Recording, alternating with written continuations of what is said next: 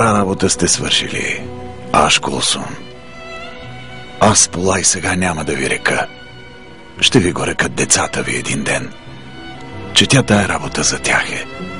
Да знаят корените си. Че корен нямаш ли, плод не връзваш. И аз така, каквото можах, направих. Мостове градих, дето да събират човек с човека. И манастири, дето да го събират с Бога. И чешми, дето утоляват жаждата на тялото. И храмове, че да утолява жаждата си и душата. И кули за часовници, че хората се искат да уловат времето, да си подредат нещата наспоред него.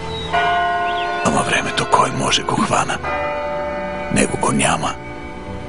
Времето е в той да слушаш какво ти казва дървото и да накараш дървото да те слуша.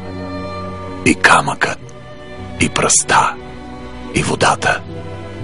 Да станеш едно с градежа и да го градиш тъй, че да остане. Викат, самоук съм бил. Че то кой не е самоук на този свят? То цялото училище е пред очите ти.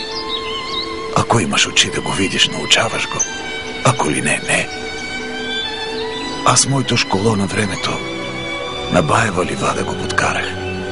Гледах най-напред от дряновските майстори, после от разни дилгери от Влашко до Цариград и от Черното море до Добровник. С албанци съм работил, с гърци, с турци, с италианци. Видял съм много. На тия, дето не знаят, съм показвал. От тия, дето знаят и могат, акъл съм взимал. Който иска да научи нещо, научава го. Не иска ли и 100 даскала да му туриш се тая? Щото на човек можеш на сила да му вземеш, ама да му дадеш на сила можеш ли? Та така, над 15 черкови съм дигнал в годините. Аз съм им правил теркове. Аз съм ги смятал. Аз съм ги пазарил и аз съм ги градил. Като деца сами. Като деца. И хубави станаха. За прослава на майстора си и на Господа. Че то моженето ни е от Бога. Неможенето ние си го правим сами. За черкови тогава даваха хората. И за школа, и за чешми. Пък не е да са имали повече, от малкото си даваха. Та вие сега не проклинайте беднотията си.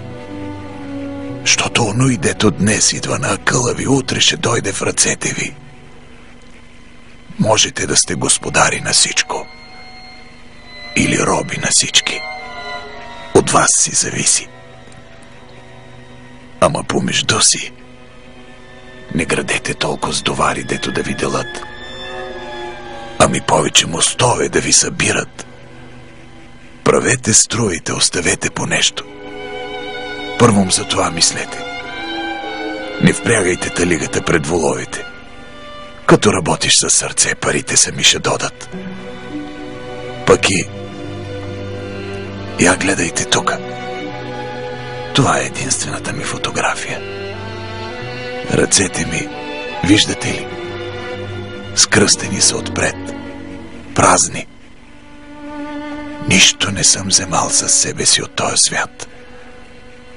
Ама минаха, кажи речи, 130 лета, откак си отидох.